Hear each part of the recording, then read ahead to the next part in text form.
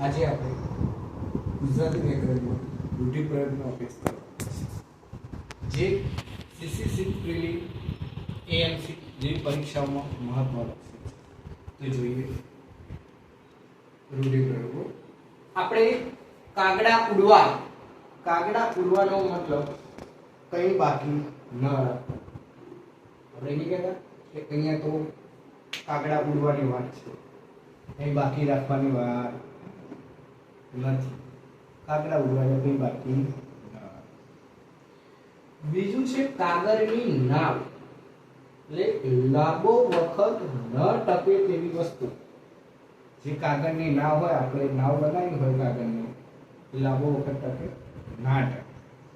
આમાં એવું છે કે કોઈ વસ્તુ આપણે એ રીતે વસ્તુ બનાવીએ પણ લાંબો વખત મર્યાદિત સમય સુધી ના ટકે તો આપણને કરવાનું શું?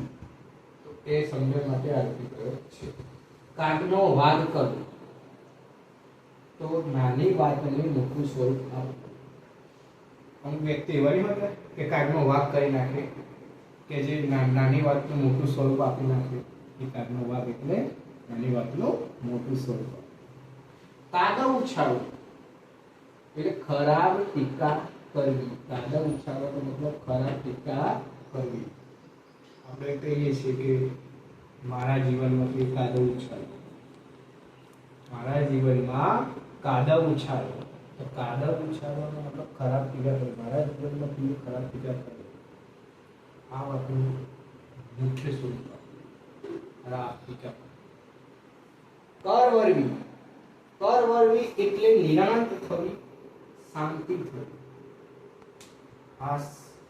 આજે તમારા જીવનમાં કરવરવી, નિરાંત થઈ, શાંતિ.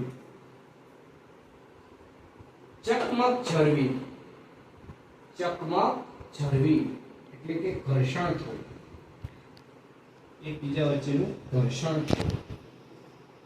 શોર તાણી સૂઈ જવું, શોર તાણી સૂવું. તો શોર તાણી સૂવું એટલે એકદમ જીવન વ્યર્થ નકામું કરી નાખવું, મરી જવું.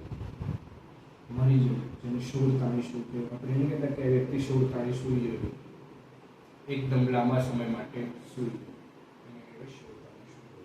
ઓછું આવવું મતલબ થાય દુઃખ થવું. મને આ વ્યક્તિ પ્રત્યે ઓછું આવ્યું, મને આ વ્યક્તિ પ્રત્યે ઓછું આવ્યું, એનો મતલબ મને આ વ્યક્તિ પ્રત્યે દુઃખ થયું. કાસર કાઢવું એટલે નાશ કરવું, એક નાશ કરી દેવું, એકબીજાનું પાયમાલ, નાશ વાળી દેવો, કાસર કાઢી દેવું. અંજાઈ જવું, પ્રભાવિત થવું. એકબીજા વ્યક્તિ પ્રત્યે આપણે અંજાઈ જઈએ, એકબીજા વ્યક્તિ પ્રત્યે અંજાઈ જવાનો મતલબ પ્રભાવિત થઈ જઈએ. કોઈ વ્યક્તિ સારું કામ કરે અને હરખનો એક પ્રસંગ ઊભો થાય તો આપણે નહીં કહેતા કે હું આ વ્યક્તિ પ્રત્યે અંજાઈ ગયો. અંજાઈ ગયાનો મતલબ થાય પ્રભાવિત. તો થેન્ક યુ સો મચ મિત્રો. આજે આપણે આટલા રૂઢિપ્રયોગનો અભ્યાસ કર્યો.